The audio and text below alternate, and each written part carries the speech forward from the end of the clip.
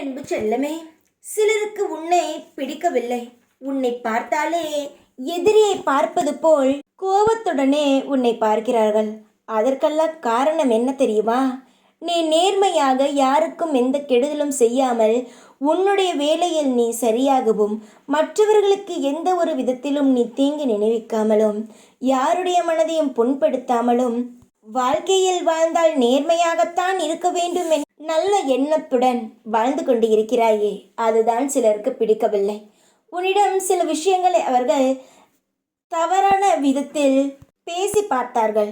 ஆனால் நீயும் அதற்கெல்லாம் சரிப்படவில்லை.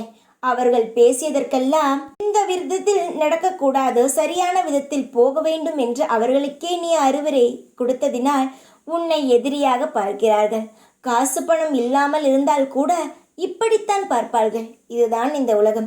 மனசை பார்க்காமல் பணத்தையும் போட்டிருக்கும் உடையையும் அவர்கள் நகை, வேலை, அந்தஸ்து இதை மட்டும்தான் பார்க்கிறார்களே தவிர நேர்மையாக இருக்கிறானா இல்லை சரியான பாதையில் செல்கிறானா என்றெல்லாம் இங்கு பார்ப்பதற்கு யாருமே தயாராக இல்லை. அதனால்தான் நீ செல்லும் பாதையானது அவர்களுக்கு தப்பாக இருக்கிறது. நீ செல்லும் பாதை எப்படி தெரியுமா? நீ மெதுவாக போனாலும் சரியான பாதையில் போய் நிலையாக உன் வாழ்க்கையை அமைத்து கொள்வாய் பிரம்மாண்டமாக. சிலர் வேக வேகமாக ஓடுவார்கள்.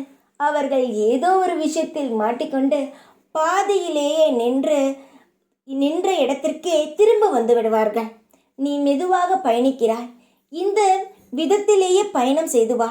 சில முட்கள் குத்தும், சில கல் உன் காலை புண்படுத்தும். இதையெல்லாம் கண்டு அஞ்சாதே.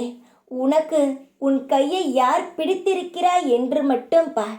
எவ்வளவு கஷ்டம் வந்தாலும் உன்னை நேர் பாதையில் அழைத்து உனக்கு வெளிச்சமான வாழ்க்கையை காட்டுவேன்.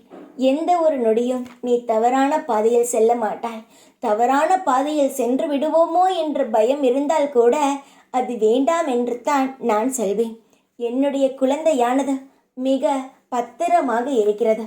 எந்த ஒரு ஆபத்தும் வராது. நீ எவ்வளவு பெரிய வேலையில் இருந்தால் கூட யாரும் உன்னை எந்த விதத்திலும் துன்புறுத்த மாட்டார்கள்.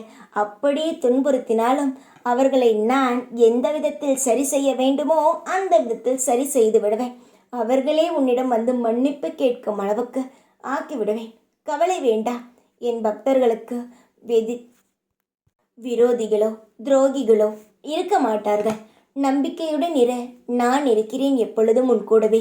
ஓம் சாய்ராம்.